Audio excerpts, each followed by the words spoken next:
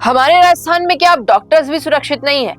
जी हाँ, जिस डॉक्टर के हाथ में आपकी जिंदगी की जिम्मेदारी होती है, अगर वही डॉक्टर खुद अस्पताल में सुरक्षित ना हो तो फिर मरीज कितना सुरक्षित होगा?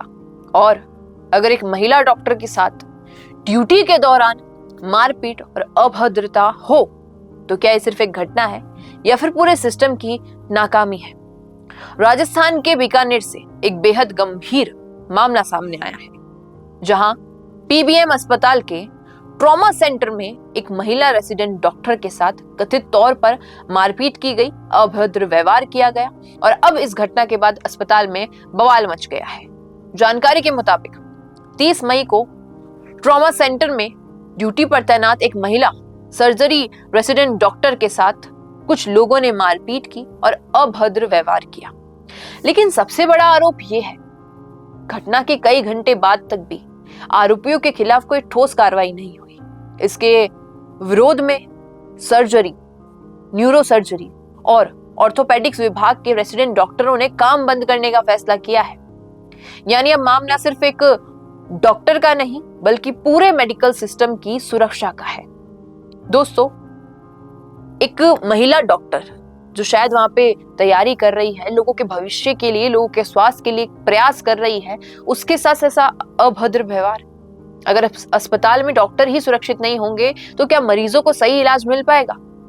रेसिडेंट डॉक्टरों का कहना है कि घटना के तुरंत बाद उन्होंने अस्पताल प्रशासन के साथ संपर्क करने की कोशिश की। प्राचार्य, अतिरिक्त प्राचार्य, अधीक्षक, सबको सूचना दी गई, लेकिन डॉक्टरों का आरोप है कि कहीं से भी संतोषजनक जवाब नहीं मिला। इतना ही नहीं, रेसिडेंट्स ने पुलिस पर भी गंभीर आरोप लगाए हैं। उनका कहना है कि संबंधित पुलिस अधिकारी ट्रॉमा सेंटर पहुंचे, लेकिन आरोपियों पर कार्रवाई करने के बजाय उनका पक्ष लेने लगे। और अगर यह आरोप सही है तो सवाल सिर्फ सुरक्षा का नहीं बल्कि सिस्टम की निष्पक्षता का भी है।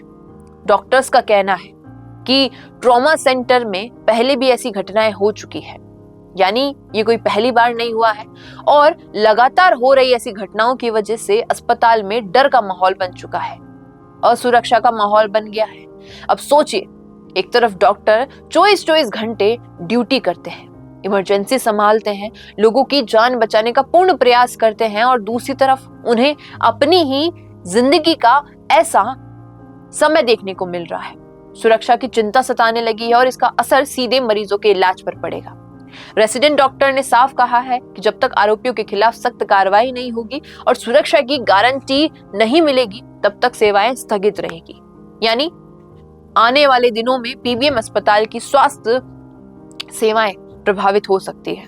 लेकिन दोस्तों, यहाँ सबसे बड़ा सवाल ये भी है कि क्या हमारे देश में अब अस्पताल भी सुरक्षित जगह नहीं रहे? क्या डॉक्टरों पर हमला इतना आम हो गया है कि अब लोग इसे बहुत सामान्य मानने लगे हैं? क्योंकि अगर डॉक्टर डर में काम करेंगे तो नुकसान आखिरकार आम मरीज का ही होगा। एक टेंशन में काम करने से बहुत प्रभाव पड़ता है। फिलहाल अस्पताल प्रशासन और पुलिस की आधिकारिक प्रतिक्रिया चल रही है। इंतजार है इस घटना का क्या रिजल्ट निकल के आता है। लेकिन इस घटना ने एक बार फिर डॉक्टरों की सुरक्षा को लेकर बहुत बड़े सवाल खड़े कर दिए हैं। क्या राय है आपकी इस पर?